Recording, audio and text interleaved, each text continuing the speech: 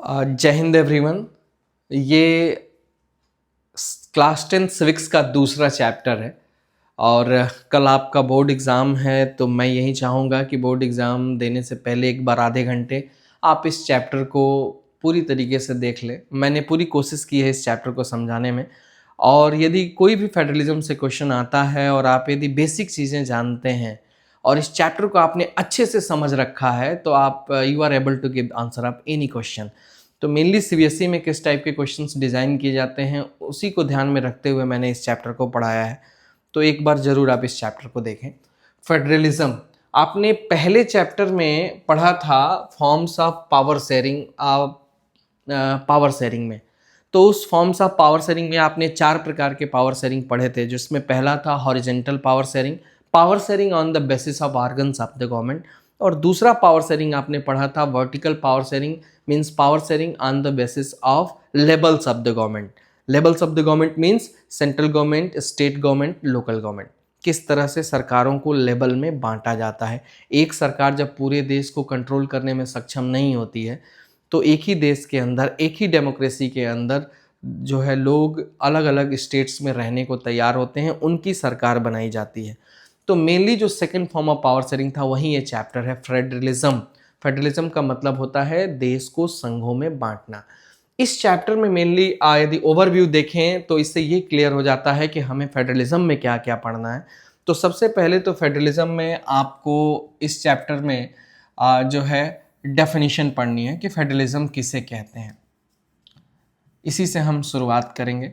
उसके बाद दूसरा इसमें हम पढ़ेंगे कि फेडरलिज्म को थ्योरी में मतलब क्या क्या चीज़ें लिखी गई हैं कि हाँ फेडरलिज्म में ये होना चाहिए, यानी हमारे कॉन्स्टिट्यूशन में थ्योरी में क्या क्या है, यदि कोई भी देश फेडरल कैसे बनता है, किस प्रकार से सरकारों के बंटवारे होते हैं, सेंट्रल गवर्नमेंट का पावर क्या है, स्टेट गवर्नमेंट का पावर क्या है, तो किस तरह से ये सारी चीज़ें कॉन्स्टिट्यूशन में दी गई रहती हैं। तो थ्योरी में क्या है, उसके बाद जब थ्योरी हो गई तो क्या जो थ्योरी में है प्रैक्टिकली वो पॉसिबल हो पाता है या केवल थ्योरी में है लेकिन सारा पावर सेंट्रल गवर्नमेंट के अंडर में होता है, स्टेट गवर्नमेंट के पास कोई पावर नहीं होता है, क्या ऐसा तो नहीं होता है। तो ये चीज़ हम इसमें देखेंगे, यानी फेडरलिज्म का थ्योरी पार्ट, ऐसी कौन कौन सी चीज़ें होती हैं जो किसी भी देश को फेडरल बनाती हैं, प्रैक्टिकल कोई भी देश प्रैक्टिकली फेडरल कैसे होता है, और तीसरा हम इस चैप्टर में पढ़ेंगे कि जो भी कॉन्स्टिट्यूशनल प्रोविजंस हैं, जो भी फेडरलिज्म के प्रावधान हैं, कि यदि ये देश फेडरल होता है तो उसमें ये चीज़ें होनी चाहिए, वो कॉन्स्टिट्यूशनल प्रोविजंस को यहाँ की पॉलिटिक्स में उसका क्या प्रभाव है, क्या पॉलिटिकल पार्टियां उन कॉन्स्टिट्यूशनल प्रोविजंस को मानती हैं, और फिर कौन कौन सी ऐसी पॉलिसीज है जिसके तहत उन प्रावधानों की रक्षा हो पाती है। यदि मान लीजिए हमने ये बना दिया कि India is a federal country and the power divided between central and state government and local government and these are the constitutional provisions which everyone have to know, सबको ये जानना है, सबको ये मानना है, ये कॉन्स्टिट्यूशनल प्रोविजंस है। लेकिन यदि वहाँ की पॉलिटिक्स इस चीज़ को मानने को तैयार नहीं है, यदि सेंट्रल गवर्नमेंट की जो पॉलिटिक्स है वो स्टेट गवर्नमेंट को पावर देने के लिए तैयार नहीं है, तो फिर तो प्रॉब्लम होगी। तो ऐसे चीज़ों के लिए पॉलिसी बनती है और उस पॉलिसी को, इस पॉलिटिक्स को, उस देश की पॉलिटिक्स को उस देश के नेशनल पॉलिटिकल पार्टी को मानना पड़ता है।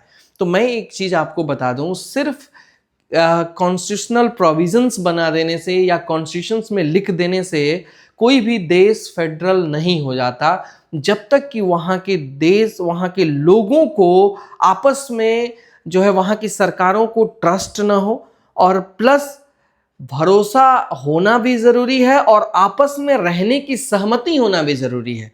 यदि हमने देश के इसको स्टेट्स में बांट दिया लेकिन यदि स्टेट के लोग एक साथ रहने को तैयार नहीं है, तो कभी भी वो देश एक रियल फेडरल कंट्री नहीं हो सकता है। फिर तो ये है कि ज़बरदस्ती इस देश को फेडरलिज्म दिया गया है और ज़बरदस्ती इस देश ने फेडरलिज्म को अपनाया है। तो ये हम इस चैप्टर में पढ़ेंगे कि कौन पॉलिटिक्स का रवैया कैसा है फेडरलिज्म के प्रति, और पॉलिसीज़ को कैसे माना जाता है, यानी कॉन्स्टिट्यूशनल प्रोविजंस को कैसे बढ़ाया जाता है।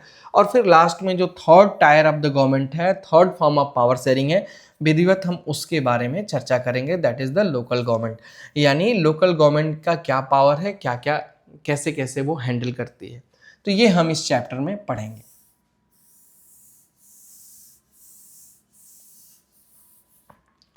तो सबसे पहले हमने आपको बोला कि सबसे पहले हम डेफिनेशन से शुरू करते हैं। तो first is the definition, what is federalism, this is the definition. अब थोड़ा सा पीछे बैक चलते हैं फॉर्म पावर शेयरिंग वाले चैप्टर में। पावर शेयरिंग वाले चैप्टर में आपने क्या देखा, किस तरीके से बेल्जियम ने इस बात पे सहमति बना ली कि हमारे यहाँ फ्रेंच रहते हैं, हमारे यहाँ डच रहते हैं, हमारे यहाँ जर्मन्स रहते हैं, तो इनको अलग अलग सेपरेट गवर्नमेंट दिया जाए। एक पूरे देश की सरकार हो, जो ऐसे सब्जेक्ट्स जो पूरे देश के लिए बहुत ही ज़रूरी होते हैं उसको सेंट्रल गवर्नमेंट को दिया जाए। और उसके बाद जहाँ जहाँ पर बेल्जियम में नॉर्थ में और ईस्ट में जहाँ जहाँ पे फ्रेंच हैं, और फिर जहाँ जहाँ पे यानी वेलोनिया रीजन और फ्लेमिश रीजन, वेलोनिया में डच है, फ्लेमिश में फ्रेंच है, तो जहाँ जहाँ जो रीजन में है उस हिसाब से वहाँ पे राज्य सरकारें बनाई जाए और उनको भी पावर दिया जाए। ये चीज़ें बेल्जियम में पहले भी थी, स्टेट गवर्नमेंट थी, लेकिन बहुत सक्सेसफुल नहीं थी। रीज़न क्या था कि उस स्टेट गवर्नमेंट को पूरी तरीके से सेंट्रल गवर्नमेंट से पावर नहीं मिला था। वो स्टेट गवर्नमेंट्स जो थी बेल्जियम में वो सेंट्रल गवर्नमेंट पे ही डिपेंडेंट थी, यानी उन्हें किसी भी पावर का, चाहे एडमिनिस्ट्रेशन के लिए हो, चाहे लेजिस्लेशन के लिए हो या टैक्सेशन के लिए हो, उन्हें पावर सेंट्रल गवर्नमेंट से लेना पड़ता। तो कई बार सेंट्रल गवर्नमेंट देती, कई बार नहीं देती, तो सेंट्रल गवर्नमेंट अपने अंडर में रखती। तो ऐसे में बेल्जियम में ये चीज़ सफल नहीं थी। लेकिन 1993 में मेनली आप देखेंगे कि 1993 में ये डिसाइड किया गया कि जो है सेंट्रल गवर्नमेंट भी होगा, स्टेट गवर्नमेंट भी होगा, और स्टेट गवर्नमेंट को इंडिपेंडेंट पावर दी जाएगी। और तब से जो है कह सकते हैं कि श्रीलंका का बेल्जियम की समस्या जो है वो सॉल्व हो गई।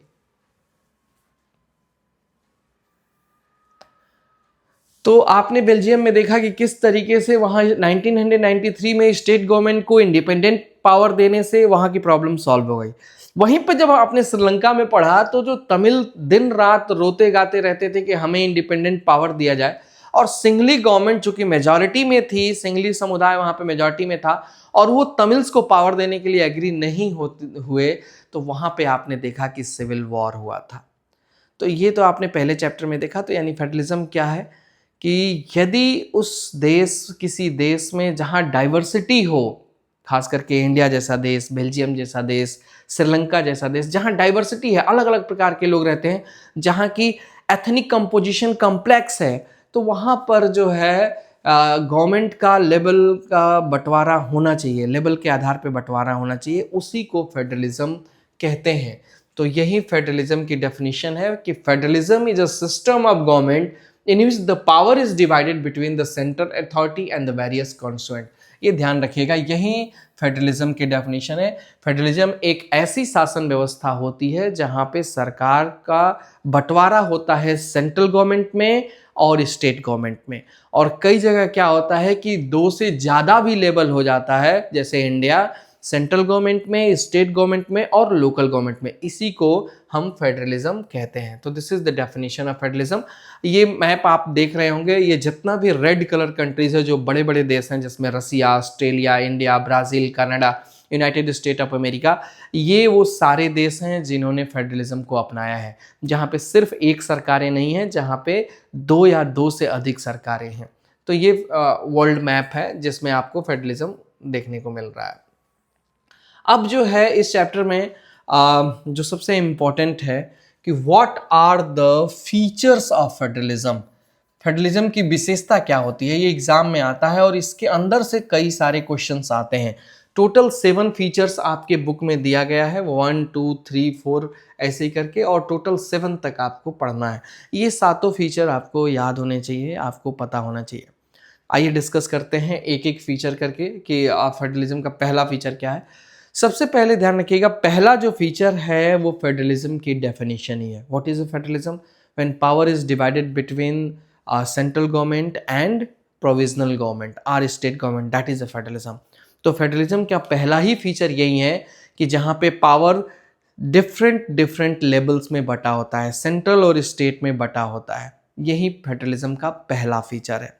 What is the second feature? विशेषता क्या होती है? विशेषता मतलब मेनली वो होता क्या है वही उसकी विशेषता होती है। मेरी विशेषता क्या है, मैं जैसा हूं मेरी वो विशेषता है। फेडरलिज्म के साथ भी ऐसा ही है, फेडरलिज्म क्या है वही उसकी विशेषता है। तो पहला फीचर हमने आपको बता दिया कि उसका डेफिनेशन ही कि sharing of power between the levels of the government is federalism. मतलब सेंट्रल गवर्नमेंट और स्टेट गवर्नमेंट में पावर का डिवीजन ही फेडरलिज्म है। दूसरा क्या है? दूसरा ये है कि सिटीजन सेम रहते हैं और ज्यूरिसडिक्शंस हर गवर्नमेंट की अलग अलग रहती है। सिटीजन सेम रहते हैं और स्टेट गवर्नमेंट का ज्यूरिसडिक्शन, सेंट्रल गवर्नमेंट का ज्यूरिसडिक्शन, लोकल गवर्नमेंट का ज्यूरिसडिक्शन अलग अलग रहेगा। यानी सिटीजन मैं हूं, मान लीजिए मैं एक सिटीजन हूं, अब मैं इस देश में रहता हूं, मुझे सेंट्रल गवर्नमेंट के भी सारे कानूनों को फॉलो करना है, स्टेट गवर्नमेंट के भी सारे कानूनों को फॉलो करना है और लोकल गवर्नमेंट के भी सारे कानूनों को फॉलो करना है। सेंट्रल गवर्नमेंट भी मेरे लिए कानून बनाएगी जो उसके एरिया में आता है, स्टेट गवर्नमेंट भी मेरे लिए कानून बनाएगी जो उसके एरिया में आता है, लोकल गवर्नमेंट भी मेरे लिए कानून बनाएगी जो उसके एरिया में आता है। यानी जैसे आप अपने घर में रहते हैं तो आप अपने घर में रहते हैं, लेकिन कुछ ऐसा काम होता है जो आपके डिसीजंस पापा लेते हैं। आपको किस स्कूल में पढ़ना है, आपको कैसे करना है, कुछ ऐसे डिसीजंस होते हैं जो पापा लेते हैं घर के और आपके, और कुछ आपके डिसीजंस मम्मी लेती हैं कि आज आप टिफिन में क्या लेकर के जाएंगे। समझ में आई बात? लेकिन आप सेम हैं, लेकिन दोनों का जुरिस्डिक्शन आपसे अलग अलग है। ऐसे ही सेम चीज यहां भी होता है। नागरिक सेम है, मैं ही सेम हूं, लेकिन यदि मैंने कोई ऐसा काम किया जो सेंट्रल गवर्नमेंट के अंडर में आता है और वो क्राइम है, तो आर्मी मेरे तक पहुंच जाएगी। यदि कोई काम मैंने ऐसे किया जो स्टेट गवर्नमेंट के अंडर में आता है और वो गलत है, तो पुलिस मेरे यहां पहुंच जाएगी। मतलब सबका अलग अलग जुरिस्डिक्शन है। जुरिस्डिक्शंस का मतलब क्या होता है? सबका अधिकार क्षेत्र अलग अलग है। यानी कौन कौन से जुरिस्डिक्शंस अलग हो सकते हैं? तो आप जैसे जुरिस्डिक्शंस में आप कह सकते हैं कि आपके लिए लेजिस्लेशन, कानून बनाने का जुरिस्डिक्शन, सेंट्रल गवर्नमेंट आपके लिए अलग कानून बनाएगी, स्टेट गवर्नमेंट आपके लिए अलग कानून बनाएगी, लोकल गवर्नमेंट आपके लिए अलग कानून बनाएगी। एडमिनिस्ट्रेशन का जुरिस्डिक्शन, आपके लिए प्रशासन, ये बनाए हुए कानून को लागू करने का सेंट्रल गवर्नमेंट आप पे अलग लागू करेगी, स्टेट गवर्नमेंट आप पे अलग लागू करेगी। टैक्स कलेक्ट करने का अधिकार, मैं सेंट्रल गवर्नमेंट का इनकम टैक्स भी देता हूँ, स्टेट गवर्नमेंट के अंडर इलेक्ट्रिसिटी का टैक्स मैं स्टेट गवर्नमेंट को देता हूँ, नगर पालिका के पानी का जो बिल आता है वो मैं लोकल गवर्नमेंट को देता हूँ। यानी तीनों गवर्नमेंट अलग अलग टैक्स मुझसे वसूलेंगी। तो दूसरा जो फीचर वो है कि नागरिक एक है, लेकिन जो उस पर तीनों का अलग अलग जुरिस्डिक्शन है और सेम नागरिक तीनों के जुरिस्डिक्शंस में आता है। सेंट्रल गवर्नमेंट का अपना जुरिस्डिक्शन है, लोकल गवर्नमेंट का अपना है, स्टेट गवर्नमेंट का अपना है। अब क्या है, कई बार ऐसा होता है, जो तीसरा फीचर इसी से रिलेटेड है, कि जो है कहीं ऐसा ना हो कि सेंट्रल गवर्नमेंट स्टेट गवर्नमेंट में आपस में ये प्रॉब्लम आ जाए कि जो है ये मेरे अंडर में है, ये मेरे अंडर में है, ये मेरे अंडर में है। इसीलिए तीसरा फीचर क्या है कि जो भी चीज़ें हैं कि सेंट्रल गवर्नमेंट में क्या आएगा, स्टेट गवर्नमेंट में क्या आएगा, लोकल गवर्नमेंट को क्या करना है, everything is written in the constitution. सभी कुछ संविधान में लिखा गया है ताकि प्रॉब्लम ना हो। जो भी चीज़ें हैं वो संविधान में, कॉन्स्टिट्यूशन में मेंशन है ताकि कोई प्रॉब्लम ना हो, आपस में क्लैश ना हो। जो मैंने सेकंड फीचर में आपको बताया कि सबका अपना अपना जुरिस्डिक्शन है, थर्ड फीचर में यही है कि जो भी जुरिस्डिक्शंस हैं वो कॉन्स्टिट्यूशन में लिखे गए हैं ताकि आपस में क्लैश ना आए, कोई ये ना कहे कि ये मेरे जुरिस्डिक्शन में नहीं आता, ये आपके जुरिस्डिक्शन में आता। तो ये इसमें दिया गया है। दूसरी जो सबसे इंपॉर्टेंट चीज़ है, चौथा जो फीचर आता है कि जो भी कुछ कॉन्स्टिट्यूशन में दिया गया है, जो कॉन्स्टिट्यूशन का बेस है जिसपे हमारा संविधान खड़ा है, जैसे लिबर्टी, इक्वालिटी, फ्रेटर्निटी, हमारे फंडामेंटल राइट्स, जो कि बेस है, सेकुलरिज्म, सोवरेनिटी, ये हमारे कॉन्स्टिट्यूशन के बेस हैं। इनको चेंज करने के लिए कोई एक सरकार इनको चेंज ना कर पाए। इसको चेंज करने के लिए सेंट्रल गवर्नमेंट, स्टेट गवर्नमेंट, मतलब सभी, जब तक सभी सहमत ना हो तब तक कॉन्स्टिट्यूशन के बेस को चेंज ना किया जाए। ये आपका चौथा फीचर है। पांचवा फीचर्स है, यदि आपस में बाय द वे मान लीजिए कोई क्लैश आ जाता है, जैसे घर में यदि मान लीजिए आपके जुरिस्डिक्शन लेके पापा और मम्मी में टकराव हो जाता है, पापा कहते हैं ऐसा करना है, मम्मी कहती है नहीं ऐसा करना है, ऐसे में यदि घर में दादाजी हैं तो वो एम्पायर की भूमिका निभाते हैं। उसी तरह से फेडरलिज्म में यदि आपस में एक क्लैश आ जाता है, अमूमन आ भी जाता है सेंट्रल गवर्नमेंट में, स्टेट गवर्नमेंट में, तो उसमें कोर्ट जो है वो एम्पायर का रोल प्ले करती है। फिर कोर्ट का डिसीजन जो है लास्ट डिसीजन होता है और वो ऐसे झगड़ों को सुलझाती है जो सेंट्रल गवर्नमेंट और स्टेट गवर्नमेंट के बीच में आता है। Now the sixth feature is कि भाई केवल कॉन्स्टिट्यूशन में लिख देने से प्रॉब्लम सॉल्व नहीं हो जाएगी या कोर्ट के द्वारा सुलझा देने से प्रॉब्लम सॉल्व नहीं होगी। सबसे इंपॉर्टेंट है रिवेन्यू। तीनों सरकारों को, दोनों सरकारों को अपने अपने लोगों को अपने अपने एरिया में काम करना है, तो इसके लिए क्या चाहिए? रिवेन्यू चाहिए। तो यदि बाय द वे सब कुछ हमने स्टेट गवर्नमेंट को दे दिया लेकिन रिवेन्यू कलेक्ट करने का अधिकार केवल सेंट्रल गवर्नमेंट को दिया, तो फिर लोग स्टेट गवर्नमेंट काम कैसे करेगी? इसीलिए छठा फीचर ये है कि जो रिवेन्यू, सोर्स ऑफ रिवेन्यू हो, ये दोनों का अलग अलग है। वो लिखा हुआ है फाइनेंशियल ऑटोनॉमी दोनों की जरूरी है। सेंट्रल गवर्नमेंट के पास भी पैसा होना चाहिए कि वो अपना काम करा ले, स्टेट गवर्नमेंट के पास भी पैसा होना चाहिए कि वो अपने उसके कानून क्षेत्र में, उसके जुरिस्डिक्शंस में जो जो चीजें आती हैं उसको वो करा सके। इसके लिए उसको सेंट्रल गवर्नमेंट पे निर्भर ना होना पड़े कि नहीं मुझे थोड़ा पैसा दीजिए, मुझे अपने लोगों के लिए, अपनी ज़रूरतों के लिए ये करना है। तो ये जो है इसके लिए फाइनेंशियल ऑटोनॉमी जो है हमारे कॉन्स्टिट्यूशन में दी गई है। Now the seventh feature is, that is the most important feature. इसमें दो चीज़ें आपको बहुत ही ध्यान से पढ़नी है। इसमें कैसे फेडरलिज्म आपस में यूनिटी बना के रखता है। पहला, यूनिटी, और आपस में यूनिटी बना के रखता है, और फिर कैसे इस डाइवर्सिटी को मेंटेन करता है। भाई जैसे इंडिया में जो स्टेट्स हैं, कोई बंगाली है, कोई गुजराती है, कोई तमिल है, कोई तेलुगु है, इस डाइवर्सिटी को फेडरलिज्म मेंटेन करता है। एक साथ लोग रहते हैं और प्लस एक साथ रहते ही नहीं हैं, यूनिटी बनाए रखता है। अब एक बार मन में ये विचार आता है कि यदि एक घर में 4 भाई हैं और हम कह रहे हैं कि चारों अलग अलग रहो, क्योंकि हम डिफरेंट डिफरेंट स्टेट्स में बांट रहे हैं, और फिर कहते हैं यूनिटी बनी रहती है, ये कैसे पॉसिबल है? बिल्कुल पॉसिबल है। यदि चारों भाइयों को ये पता रहे कि हमारा काम ये है, हमें ये करना है, तो वो एक घर में बहुत ही अच्छे से रह सकते हैं। फेडरलिज्म यही काम करता है, यह यूनिटी को इसी तरीके से प्रमोट करता है क्योंकि सबको अपना काम पता रहता है और सब बड़े ही प्यार से रहते हैं, और इसी तरीके से यह रीजनल डाइवर्सिटी के साथ एकोमोडेट करता है, तालमेल बैठाता है कि कैसे एक साथ रहना है। और ये फेडरलिज्म का सबसे मतलब लास्ट फीचर है और सबसे इम्पॉर्टेंट फीचर है कि कैसे फेडरलिज्म आपस में जो अलग अलग प्रकार के लोग हैं एक साथ रहने को तैयार होते हैं, और प्लस उनमें कैसे ये यूनिटी मेंटेन रखता है। तो ये आपने 7 फीचर्स फेडरलिज्म के पढ़े, और इन 7 फीचर्स, ये इन फीचर्स से ही प्रॉब्लम सॉल्व नहीं हो गई, लेकिन इतना ज़रूर पता चला कि ये फेडरलिज्म जो है आपस में म्यूचुअल ट्रस्ट और एक साथ रहने का एक जज्बा पैदा करता है। इसी के मतलब इसके लिए सबसे ज़रूरी है, ये फेडरलिज्म किसी भी देश में तभी सफल होगा जब हर राज्य को एक दूसरे पे भरोसा होगा। यूपी को बिहार से, बिहार को तमिल से, तमिल को आंध्रा से, यानी एक दूसरे से भरोसा होगा कि हम जिस देश के राज्य हैं वो देश हमारा है और उसकी केंद्र सरकार भी हमारे लिए ठीक है, बायस्ड नहीं है। तो फिर जब एक दूसरे के साथ, एक दूसरे पे भरोसा हो जाएगा और एक दूसरे के साथ रहने लगेंगे, तभी वह देश जो है सफल है और तभी वह देश रियल फेडरलिज्म है।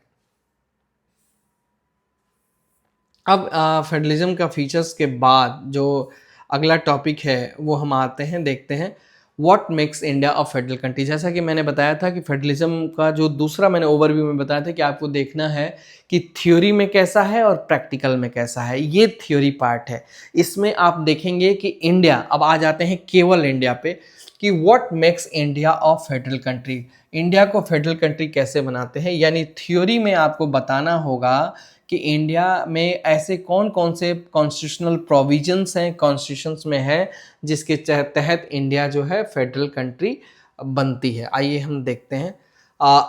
अब हमने जो 7 फीचर्स पढ़े थे, 7 फीचर्स पढ़े थे, वो सभी 7 फीचर्स एक एक करके हम इस पे अप्लाई कर देंगे। एक एक करके हम देख लेंगे कि ये हमारे थ्योरी में दिए हुए हैं कि नहीं। प्रैक्टिकल जब पढ़ेंगे तो प्रैक्टिकली अप्लाई कर देंगे कि क्या ऐसा होता है कि नहीं इंडिया में। तो पहले थ्योरी देखते हैं। जैसा कि हमने पढ़ा था 2 और more then 2 levels of the government, India में बिल्कुल वो सही है। इंडिया में सेंट्रल गवर्नमेंट, स्टेट गवर्नमेंट और लोकल गवर्नमेंट है, यानी 2 more than 2 levels of the government India में है। यानी एक, क्योंकि रीज़न क्या है, हमारे यहाँ स्टेट गवर्नमेंट के बाद लोकल गवर्नमेंट बनाने की ज़रूरत क्यों पड़ी? क्योंकि हमारे यहाँ के कई ऐसे राज्य हैं जो यूरोप के 70% कंट्रियों से बड़े हैं। अब देखिए ना, हमारा उत्तर प्रदेश जो है आपके रसिया से बड़ा है। अभी हमारे यहाँ एक छोटा सा शहर प्रयागराज में महाकुंभ चल रहा है, उसमें 60 करोड़ लोगों ने स्नान कर लिया। दुनिया के कई देशों की आबादी नहीं है 60 करोड़। तो अब ऐसे स्थिति में जहाँ एक राज्य दुनिया के कई देशों से बड़ा है, तो वहाँ स्टेट गवर्नमेंट भी सक्षम नहीं होती है पूरे राज्य को कंट्रोल करने में, तो हमने उसके अंदर भी लेवल ऑफ द गवर्नमेंट बनाए। तो ये चीज़ हमने उसमें डाला।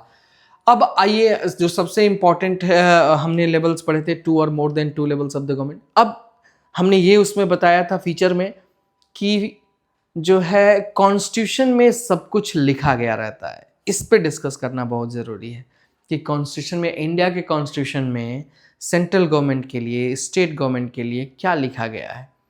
तो इंडिया के कॉन्स्टिट्यूशन में सेंट्रल गवर्नमेंट और स्टेट गवर्नमेंट के लिए क्या किया गया कि इस लिस्ट बनाई गई है, और उस लिस्ट में सब्जेक्ट्स को डाला गया है कि ताकि कहीं कोई प्रॉब्लम ना आए, सबको पता रहे कि यूनियन लिस्ट में क्या आता है, स्टेट लिस्ट में क्या आता है। और एक तीसरी भी लिस्ट बनाई गई है, कंकरेंट लिस्ट। यूनियन लिस्ट में क्या है, जो भी देश के लिए इंपॉर्टेंट चीज़ें हैं, नेशनल इंपॉर्टेंस की चीज़ें हैं, जैसे defence, foreign affairs, banking, communication, इन सब को सेंट्रल गवर्नमेंट के यूनियन लिस्ट में डाला गया और कहा गया कि इन पे कानून बनाने का अधिकार, इन पे एडमिनिस्ट्रेशन का अधिकार पूरी तरीके से सेंट्रल गवर्नमेंट का होगा। ये हमारे कॉन्स्टिट्यूशन में लिखा गया है, ये हमारे कॉन्स्टिट्यूशन में दिया गया है कि इन पे कानून बनाने का अधिकार, इन पे जो है एडमिनिस्ट्रेशन का अधिकार सेंट्रल गवर्नमेंट का होगा। जो हमारी लोकल ज़रूरतें हैं वो हमारी स्टेट लिस्ट के अंडर में आएंगी, जैसे police, trade, commerce, agriculture, irrigation, ये हमारी लोकल ज़रूरतें हैं। तो इसको पूरा करने का अधिकार स्टेट गवर्नमेंट को होगा। उसके बाद जो कंकरेंट लिस्ट में कुछ ऐसे मुद्दे आए जो ये फील किया गया कि इसको ना तो केवल सेंट्रल गवर्नमेंट के हाथ में देना ठीक रहेगा, ना तो केवल स्टेट गवर्नमेंट के हाथ में देना ठीक रहेगा, इसको जो है इस पे कानून बनाने का अधिकार दोनों को दिया जाए। तो ऐसे मुद्दों को जो है कंकरेंट लिस्ट में डाला गया, जिसमें एजुकेशन, आपने देखा होगा आपके यहाँ सेंट्रल यूनिवर्सिटी भी है, BHU is a central university, Delhi university is also central university. और वहीं पर आपके राज्य में जो प्राइमरी स्कूल्स हैं, जो प्राइमरी के विद्यालय हैं, वो स्टेट गवर्नमेंट के अंडर में आते हैं। तो एजुकेशन जो है उसको कंकरेंट लिस्ट में डाला गया। Forest, trade unions, marriage, adoption and succession, ये सबको हम लोगों ने जो है स्टेट लिस्ट में, कंकरेंट लिस्ट में डाला, जो कि दोनों भी ज़रूरतों को पूरा करता है। तो ये हमने देखा कि इस तरह से हमारे कॉन्स्टिट्यूशन में जो है ये चीज़ें दी गई हैं कि ताकि कोई प्रॉब्लम ना हो। अब एक चीज़ और, हमारे यहाँ कुछ राज्यों को विशेष दर्जा भी दिया गया है, कुछ स्टेट्स को स्पेशल पावर भी दिया गया है। अब ये मन में आता है कि सर आपने बोला कि कॉन्स्टिट्यूशन में सब कुछ लिखा गया है, और यदि आप यहाँ पे पार्शियलिटी की बात करेंगे कि कुछ को स्पेशल पावर दिया गया है और इतना ही नहीं, कुछ को कम पावर भी दिया गया है, तो मन में ये विचार आता है कि सर ये कैसा कॉन्स्टिट्यूशन जहाँ पे कुछ राज्यों को ज़्यादा पावर दिया जाता है, कुछ राज्यों को कम पावर दिया जाता है। तो इसका रीज़न है, कुछ राज्यों को विशेष राज्य का दर्जा इसलिए दिया गया है ताकि जो उनका कल्चर है, जो उनका हेरिटेज है, उसकी रक्षा की जा सके, इसके लिए उनको स्पेशल राज्य का दर्जा दिया गया है। थोड़ा सा वो कह सकते हैं कि जो मेन स्टेट्स थे, जो बाकी स्टेटों से कहीं ना कहीं उनका थोड़ा डेवलपमेंट कम था और उनका कल्चर अलग था, उनका हेरिटेज अलग था, इसके लिए उनको जो है स्पेशल राज्य का दर्जा दिया गया। और जिसमें आप नागालैंड है, अरुणाचल प्रदेश है, मिज़ोरम है, ये राज्य हैं जिनको विशेष राज्य का दर्जा दिया गया है, और सरकार स्पेशल ध्यान दे करके इनका डेवलपमेंट करने की कोशिश करती है। वहीं पे कुछ ऐसे राज्य हैं जो एरिया की वजह से, लोकेशन की वजह से बहुत बड़े नहीं हैं, लेकिन उनको इम्पोर्टेंस देना था, लेकिन वो इतने बड़े नहीं है कि उनको राज्य बना दिया जा सके। तो इसलिए उनको क्या था कि उनको पावर ज़्यादा नहीं दिया गया, तो उनको कम पावर मिला है। जैसे चंडीगढ़ हो गया आपका, जैसे दिल्ली हो गया आपका, ये राज्य नहीं है, ये यूनियन टेरिटरी हैं। तो ऐसे राज्य यूनियन टेरिटरी में आते हैं, जैसे लक्षद्वीप हो गया। मतलब इनको जो है पूरी तरीके से स्टेट का पावर नहीं मिला हुआ है, लेकिन ये यूनियन टेरिटरी में है। ये कुछ पावर अलग इस्तेमाल करते हैं, ये पूरी तरीके से सेंट्रल गवर्नमेंट के भी अंडर में नहीं आते हैं। कुछ तरीके से सेंट्रल गवर्नमेंट के अंडर में आते हैं, कुछ पे इनको स्पेशल पावर मिला हुआ है। तो इस तरह से हमने इसमें देखा कि कुछ राज्यों को विशेष राज्य का दर्जा मिला था और कुछ को हम कम पावर दिए थे। जैसा कि फेडरलिज्म में आपने पढ़ा था, एक फीचर ये भी पढ़ा था कि यदि कोई प्रॉब्लम आती है तो जुडिशरी को राइट है ऐसे मामलों को सुलझाने में। इंडिया में भी बिल्कुल ऐसा है, यदि कोई प्रॉब्लम आती है तो यहाँ पहले हाई कोर्ट और उसके बाद ज़रूरत महसूस होती है तो सुप्रीम कोर्ट डिसीजन लेता है। यदि स्टेट गवर्नमेंट और सेंट्रल गवर्नमेंट में कोई क्लैश आ जाता है तो ऐसे में उस झगड़े को सुलझाने का अधिकार जुडिशरी को है। बहुत ही इंपॉर्टेंट रोल प्ले करते हैं। उसके बाद जो लास्ट फीचर हमने पढ़ा था वो भी आप देख लेंगे कि यदि आपस में यह जो फेडरलिज्म है यूनिटी मेंटेन करने में और डाइवर्सिटी को एकोमोडेट करने में कामयाब होती है। इंडिया में भी बिल्कुल वैसा ही है। देखिए यहाँ पर नॉर्थ ईस्ट के स्टेट्स हैं, साउथ के स्टेट्स हैं, सभी एक दूसरे के साथ रह रहे हैं। नॉर्थ के स्टेट्स हैं और आपस में जो है एक ट्रस्ट है और सभी खुश हैं, और इंडिया उसके आधार पर बहुत ही आराम से सेंट्रल गवर्नमेंट भी अपना वर्क कर रही है। तो हम जो है थ्योरी पढ़ चुके। अब जो नेक्स्ट हेडिंग है, हाउ इज़ फेडरलिज्म प्रैक्टिस्ड। अब थोड़ा प्रैक्टिकली देखेंगे कि क्या केवल कॉन्स्टिट्यूशन में डाल देने से या जुडिशरी को रोल प्ले करने से या union list, state list, concurrent list बना देने से प्रॉब्लम सॉल्व हो गई, या प्रैक्टिकल में कुछ ऐसा हो, अलग होता हो। क्या जो थ्योरी में था वो प्रैक्टिकल में होता है कि नहीं होता है, इसको हम इस चैप्टर में देखेंगे। कॉन्स्टिट्यूशन में तो सब कुछ जो है क्लियर है। अब इसमें एक जो सबसे इम्पॉर्टेंट चीज़ है कि जब इंडिया 1947 में आज़ाद हुआ तो उसी समय आपने देखा भारत ने एक बहुत बड़ा बंटवारा देखा इंडिया और पाकिस्तान का, जिसमें कई लाख लोग मारे गए। तो प्रैक्टिकली इंडिया को फेडरल बनाने के लिए हमारे सामने बहुत बड़ी एक चैलेंज था कि किस तरह से एक देश को छोटे छोटे राज्यों में हम बांटेंगे। अभी तो हमने अंग्रेज़ों से आज़ादी पाई है, कहीं ऐसा ना हो कि छोटे छोटे राज्यों को बांटने के चक्कर में देश कई टुकड़ों में बंट जाए, क्योंकि ऑलरेडी एक टुकड़ा बंट चुका था इंडिया और पाकिस्तान का। तो ये एक बिग चैलेंज था कि कैसे इंडिया को छोटे छोटे प्रांतों में बांटा जाएगा और सेंट्रल गवर्नमेंट को कितना पावर दिया जाएगा ताकि वो इन राज्यों को अपने अंडर में भी रख सके, ताकि ये अलग राज्य, अलग देश बनने की बात ना करें, और प्लस कहीं इतना ज़्यादा अंडर में ना रखे कि ये अपने स्वतंत्र इंडिपेंडेंट पावर का इस्तेमाल ना कर सकें, फिर कोई फेडरलिज्म का मतलब नहीं रहेगा। तो एक बैलेंस करना बहुत ज़रूरी था। सेंट्रल गवर्नमेंट को, स्टेट गवर्नमेंट को अपने कंट्रोल में रखना भी बहुत ज़रूरी था, और स्टेट गवर्नमेंट को सेंट्रल गवर्नमेंट से इंडिपेंडेंट पावर देना भी बहुत ज़रूरी था। तो ये हमारे यहाँ चैलेंज था। तो सबसे पहले तो क्वेश्चन ये था कि हम अपने देश को बांटेंगे कैसे, किस आधार पे। ज्योग्राफिकल लोकेशन के आधार पे बांटते हैं, तो north India, south India, east India. Religion के आधार पे बांटते हैं, और ऑलरेडी एक रिलीजन के आधार पे बंटवारा हम देख चुके थे, तो हमारी हिम्मत नहीं थी कि फिर देश को धर्म के आधार पे बांटा जाए या जात के आधार पे बांटा जाए। तो हम किस आधार पे बांटेंगे, ये एक बड़ा क्वेश्चन था। अंततः फिर ये डिसाइड हुआ कि हम देश को लिंग्विस्टिक स्टेट्स के आधार पे बांटते हैं, भाषा के आधार पे बांटते हैं। जिस देश में, मतलब जो जो भाषाएं हमारे देश में बोली जाती हैं, उसी आधार पे हम जो है स्टेट्स बनाते हैं, क्योंकि और हमारे पास कोई विकल्प बहुत ज़्यादा समझ में आया नहीं। तो जो है उसी समय, क्योंकि हमारे सामने समस्या ये था कि देश आज़ाद हुआ था, कई ऐसे प्रिंसली स्टेट्स थे वो भी आकर के मिले हुए थे, तो उनको भी अपने अंडर में रखना ये एक चैलेंज था। फिर हमने जो है ये डिसाइड किया कि यदि हम किसी और आधार पे बांटते हैं तो मे बी क्लैश होने की प्रॉब्लम्स ज़्यादा होंगी, क्यों ना हम अपने देश को लैंग्वेज के आधार पे बांटें। इसीलिए आप देखिए, बंगाली बोलने वालों का बंगाल स्टेट, गुजराती बोलने वाले को गुजरात स्टेट, कन्नड़ बोलने वालों को कर्नाटका स्टेट। इस तरह से भाषा के आधार पे हमने एटलीस्ट डिसाइड किया कि we will divide our states.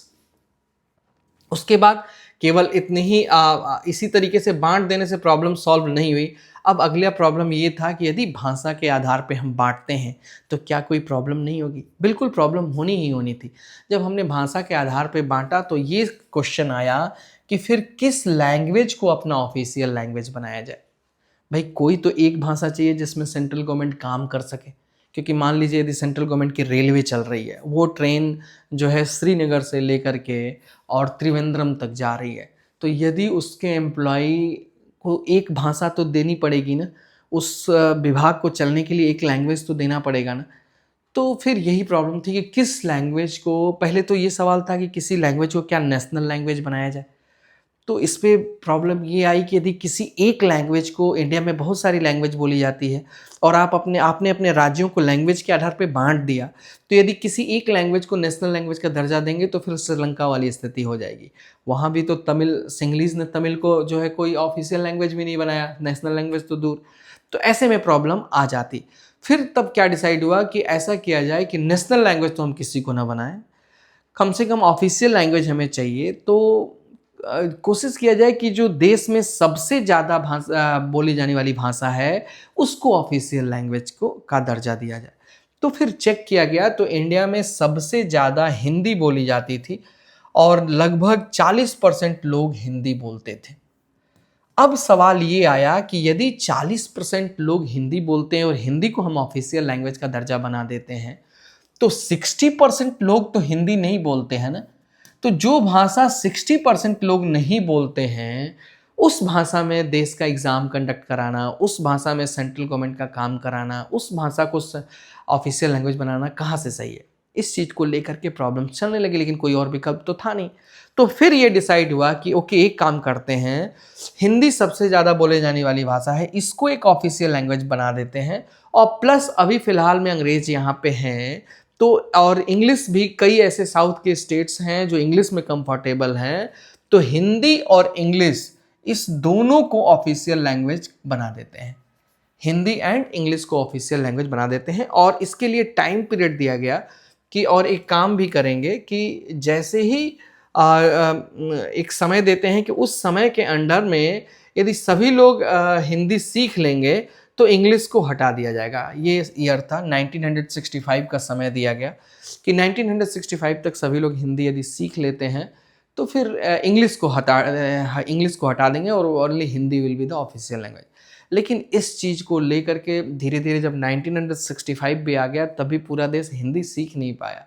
तो उसके बाद जब ये आ गया कि अब हटाया जाए, तो फिर क्लैश शुरू हुए। साउथ में बहुत सारे रिवोल्ट हुए, बहुत सारे लोग मरे भी उसमें कि नहीं, इंग्लिश नहीं हटनी चाहिए, हमें हिंदी पे पूरा कमांड नहीं है। तब डिसाइड किया गया कि now Hindi and English will be official language. और उसके अलावा ये भी डिसाइड किया गया कि जो है केवल हिंदी और इंग्लिश ही नहीं, बाकी जो रीजनल लैंग्वेजेस हैं 22 अदर लैंग्वेजेस को शेड्यूल्ड लैंग्वेज का दर्जा दिया गया कि यदि कोई स्टूडेंट चाहता है कि वो हिंदी इंग्लिश के अलावा यदि वो बंगाल का है और बंगाली में पेपर देना चाहता है तो वो बंगाली में भी एग्ज़ाम दे सकता है।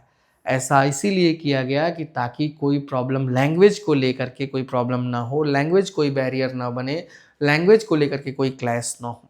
तो 22 लैंग्वेजेस को शेड्यूल लैंग्वेज का दर्जा दिया गया और हिंदी और इंग्लिश को ऑफिशियल लैंग्वेज बनाया गया, क्योंकि कहीं ना कहीं इंडिया को एक अच्छा फेडरल कंट्री बनाना था। तो इस तरह से लैंग्वेज पॉलिसी भी सफल हुई। उसके बाद जो तीसरा सबसे इम्पॉर्टेंट आता है वो आपको पढ़ना है कि भाई लिंग्विस्टिक पॉलिसी तो हो गया, लैंग्वेज पॉलिसी तो हो गया, अब सेंटर और स्टेट के बीच में कैसा रिलेशन है, इससे भी तय होता है कि कोई भी देश कैसा फेडरल कंट्री है। इससे भी तय होता है। यदि सेंट्रल गवर्नमेंट और स्टेट गवर्नमेंट का आपस में कभी बनती नहीं है तो समझ लीजिए वो देश कभी रियल फेडरल कंट्री नहीं होगा। ये बहुत इंपॉर्टेंट है कि दोनों के बीच में अच्छी अंडरस्टैंडिंग हो और स्टेट गवर्नमेंट इंडिपेंडेंट हो, उसको सारी चीज़ों के लिए सेंट्रल गवर्नमेंट पे निर्भर ना रहना पड़े। यदि आपने कहा कि सर कॉन्स्टिट्यूशन में तो सब कुछ दे ही दिया गया है, फिर सेंट्रल गवर्नमेंट और स्टेट गवर्नमेंट लिस्ट बन गई है कि यूनियन लिस्ट में ये आएगा, स्टेट लिस्ट में ये आएगा, फिर दोनों में रिलेशन कैसे खराब होगा? भाई वो थ्योरी की बात थी। प्रैक्टिकली कई बार ऐसा होता है कि कई जगह सेंट्रल गवर्नमेंट स्टेट गवर्नमेंट को अपने कंट्रोल में रखते हैं, तो वो फिर रियल फेडरलिज्म नहीं है। यहाँ पर भी क्या था कि बहुत समय तक इंडिया में एक ही पार्टी का प्रभाव था। मेनली मैं नाम लेना भी चाहूँगा, Indian national Congress central government में थी और पूरे राज्य के राज्य सरकारों में भी थी। ऐसे में क्या हुआ कि जब पूरी तरीके से जो है एक ही पार्टी सेंट्रल गवर्नमेंट में थी, एक ही पार्टी स्टेट गवर्नमेंट में थी, तो फिर स्टेट गवर्नमेंट की हिम्मत नहीं होती थी कि वो सेंट्रल गवर्नमेंट से अपना पावर मांगे या अपने अधिकारों का पूरा इस्तेमाल कर सके, क्योंकि सेंट्रल गवर्नमेंट में जो पार्टी के हाई लेवल के नेता होते थे वही तय करते थे कि मुख्यमंत्री कौन बनेगा, चीफ मिनिस्टर कौन बनेगा। तो फिर उस चीफ मिनिस्टर की पावर नहीं थी कि वो सेंट्रल गवर्नमेंट से अपनी पावर की डिमांड करे। तो ऐसे में लेकिन धीरे धीरे क्या हुआ कि ये चीज़ें बदली और नियर अबाउट 1990 के आसपास क्या था कि और 1990 के आसपास क्या था कि रीजन में भी कई ऐसी पार्टियां थी जो सत्ता में आई, जैसे यूपी में समाजवादी पार्टी, बहुजन समाज पार्टी, महाराष्ट्र में शिवसेना, पंजाब में अकाली दल, तमिलनाडु में डीएमके, एआईडीएमके, बंगाल में कम्युनिस्ट और तृणमूल कांग्रेस टीएमसी। इस तरह से कई रीजनल पार्टियां जब अस्तित्व में आई तो फिर इन्होंने क्या किया कि जब सेंट्रल गवर्नमेंट में भी एक सरकार, एक पार्टी सरकार बनाने में कामयाब नहीं हुई, क्योंकि राज्यों में ये पार्टियों का दबदबा बढ़ चुका था, तो ऐसे में इन्होंने मिल करके सरकार बनाई जिसको कहते हैं coalition government. What is coalition government? जिसमें दो या दो से अधिक पार्टियां मिल करके सरकार बनाती हैं। इवन वी कैन से कि if one party is not able to make government, at that time two और more than two party comes together and make government, that is a coalition government. इसी को हम coalition government कहते हैं, जहां पे दो या दो से अधिक पार्टियां मिलकर के सरकार बनाती है। तो ऐसे में क्या था कि इन स्टेट पार्टियों का, इन रीजनल पॉलिटिकल पार्टियों का दबदबा बढ़ गया और फिर क्या था, स्टेट गवर्नमेंट को सेंट्रल गवर्नमेंट पे निर्भर रहने की ज़रूरत नहीं पड़ी, बल्कि वो तो बार्गेनिंग करते थे कि मैंने आपको जो है समर्थन दे रखा है सरकार बनाने में, यदि आपने हमारी मांग नहीं पूरी की तो हम सेंट्रल गवर्नमेंट में आपको समर्थन वापस ले लेंगे, आपकी सरकार गिर जाएगी। तो जो है दो कार्टून बड़े ही प्यारे इसमें दिए गए हैं। देखिए, एक कार्टून ये है जिसमें दिखाता है कि सेंट्रल गवर्नमेंट में भी कांग्रेस की सरकार है, स्टेट गवर्नमेंट में भी कांग्रेस की सरकार है, और किस तरह से ये स्टेट गवर्नमेंट अपने पावर की मांग प्राइम मिनिस्टर से कर रहे हैं। फिर एक समय ऐसा आता है जब अटल जी, वो इंदिरा गांधी थी, ये अटल जी थे, जब कोलिशन गवर्नमेंट बनती है और चंद्रबाबू नायडू ये स्टेट्स की है, जयललिता हैं, ममता बनर्जी हैं, अब ये मिल करके इनकी सरकार बनती है। देखिए, सब में एक इनके हर कुर्सियों के पाए एक तरह से बम की तरह हैं, यदि एक नाराज हुआ, टूटा तो फिर ये कुर्सी गिर जाएगी। तो अब उसमें क्या था कि इन स्टेट पार्टियों का भी दबदबा, चंद्रबाबू नायडू हैं, तो इन पार्टियों का भी दबदबा बढ़ गया। ये इस कार्टून में दिखाने की कोशिश किया गया है। उसके बाद जो लास्ट टॉपिक है इस चैप्टर का वो है डिसेंट्रलाइजेशन।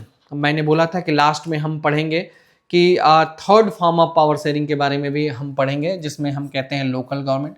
ये डेफिनेशन बार बार आता है कि व्हाट इज डिसेंट्रलाइजेशन, इसकी डेफिनेशन भी आपको दी गई है, जहाँ पे दो सरकारें, सेंट्रल गवर्नमेंट और स्टेट गवर्नमेंट मिल करके जब पूरे देश को अच्छे से एक प्रशासन व्यवस्था नहीं दे पाती हैं, या लगता है कि एक और लेवल होना चाहिए, तो एक और लेवल बनाया गया जिसको कहते हैं लोकल गवर्नमेंट, उसी को डिसेंट्रलाइजेशन कहते हैं। इसीलिए इसकी डेफिनेशन में बड़ी अच्छी दी गई है कि जब सेंट्रल गवर्नमेंट से और स्टेट गवर्नमेंट से कुछ पावर लेकर के लोकल गवर्नमेंट को दे दिया जाए, उसी को डिसेंट्रलाइजेशन कहते हैं। यानी एक जगह सेंटर में पावर नहीं है, पावर कई जगह बिखरा हुआ है, शेयर किया गया है। When power is taken away from the central and state governments and given to the local government, it is called decentralization।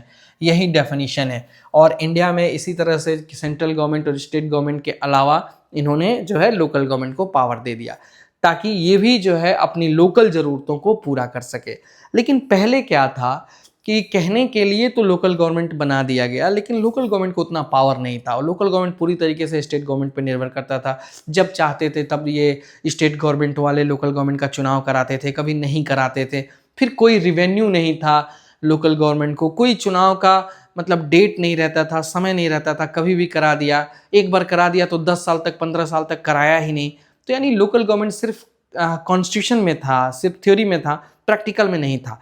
लेकिन एक अमेंडमेंट हुआ 1992 में, और उसके बाद से जो है जो कॉन्स्टिट्यूशनल अमेंडमेंट हुआ, उसके बाद से लोकल गवर्नमेंट का पावर बढ़ गया। उस अमेंडमेंट में ऐसा क्या क्या किया गया जिससे कि लोकल गवर्नमेंट का पावर बढ़ गया? सबसे पहले ये कहा गया कि ये मैंडेटरी हो गया कि इनका रेगुलर इलेक्शन लोकल गवर्नमेंट का कराया जाए। एक सही समय पर, अब हर 5 साल पे अब लोकल गवर्नमेंट का चुनाव हो जाता है।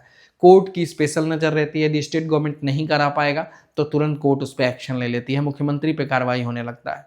तो अब मैंडेटरी कर दिया गया कि जो है हर 5 साल पे चुनाव कराया जाए। सीटें रिजर्व कर दी गई बैकवर्ड के लिए, शेड्यूल्ड कास्ट के लिए, शेड्यूल्ड ट्राइब के लिए, कि इतनी सीटें हर साल, ताकि गांव में या शहर में, म्युनिसिपैलिटी में, वही लोकल गवर्नमेंट जब गांव में होता है तो उसको ग्राम पंचायत कहते हैं, और जब शहर में होता है तो उसको नगर पालिका, म्युनिसिपैलिटी कहते हैं। तो जो है ये सीटें रिजर्व कर दी गई कि शेड्यूल्ड कास्ट की सीटें इतनी होंगी, शेड्यूल्ड ट्राइब की इतनी होंगी और ओबीसी की इतनी होंगी। ये चुनाव में निर्धारित कर दिया गया। इसीलिए आपने देखा होगा आपका प्रधान, जो गांव की प्रधानी आती है, 2 बार 3 बार जनरल आएगी, तो फिर 1-2 बार ओबीसी आएगी, तो फिर 1-2 बार एसटी सीट आएगी, तो फिर 1 बार एससी सीट आएगी, हर बार बदलती रहती है। तो इस तरह से ये कंफर्म किया गया। उसके बाद जो तीसरी जो सबसे इंपॉर्टेंट चीज़ की गई, मैंडेटरी किया गया कि 1/3 सीटें वुमेन्स के लिए भी रिजर्व रहेंगी। इसीलिए आपने देखा होगा आजकल गाँव की महिला प्रधान बहुत रहती हैं, या पार्षद या मेयर बहुत महिला रहती हैं। हाँ, वो बात अलग है कि गाँव में महिला प्रधान रहती हैं लेकिन सारा काम उनके पति करते हैं।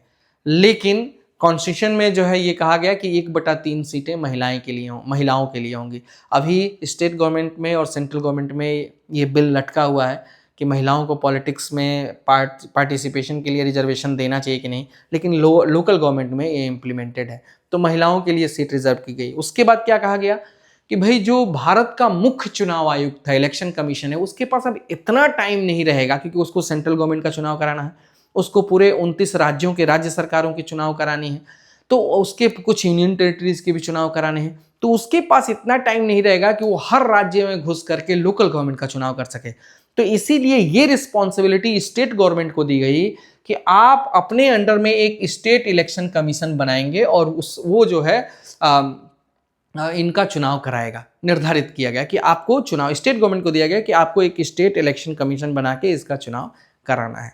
उसके बाद क्या किया गया, सबसे इंपॉर्टेंट चीज़ था कि भाई लोकल गवर्नमेंट के पास रेवेन्यू ही नहीं होगा तो लोकल गांव का प्रधान काम क्या करेगा, या पार्षद या मेयर काम क्या करेगा। तो ये कहा गया स्टेट गवर्नमेंट को कि आपको हर बार कुछ न कुछ रेवेन्यू फिक्स करना होगा कि लोकल गवर्नमेंट को, कि इसको कितना पैसा दिया जाए, ताकि ये भी अपने गांव की नालियों को, गांव के रोडों को बना सके। तो ये जो 5 पॉइंट्स 1992 का अमेंडमेंट किया गया, जिसमें आपने पढ़ा कि सीटें रिजर्व कर दी गई, ओबीसी, एससी, एसटी का हर 5 साल पे चुनाव कराना अनिवार्य कर दिया गया, महिलाओं के लिए आरक्षण दे दिया गया, रेवेन्यू का अधिकार इनको दिया गया कि आप भी रेवेन्यू इलेक्ट करेंगे। इसने जो है पूरी तरीके से लोकल गवर्नमेंट को मजबूत कर दिया गया। गांव के प्रशासन को बांटा गया, जैसे कुछ एक गांव है तो गांव पंचायत, फिर 4-5 गांवों को जोड़ करके ब्लॉक बनाए गए, फिर पूरे गांव मिल करके एक जिला बनाया गया। जो जिला परिषद अध्यक्ष होता है वो पूरे जिले का हेड होता है, लगभग डीएम के बराबर पावर होती है। उसी तरह से जो है मेनली देखिए जिला परिषद दिया हुआ है, और उसके बाद उसी तरीके से अर्बन एरियाज में म्युनिसिपैलिटी है, पार्षद और मेयर जो होते हैं। इस तरह से कह सकते हैं कि लोकल गवर्नमेंट भी आपके यहाँ स्ट्रांग हुई। तो ये फेडरलिज्म हमने आपको बताया, और इसमें मैंने जितना भी बताया नियर अबाउट सारे क्वेश्चंस इसी में से आएंगे, भले ही थोड़ा घुमा करके आए, तो आप इसको समझ लीजिए। यदि कोई भी प्रॉब्लम्स आती हैं तो आप मुझसे कमेंट में क्वेश्चन पूछ सकते हैं। That's all, thank you.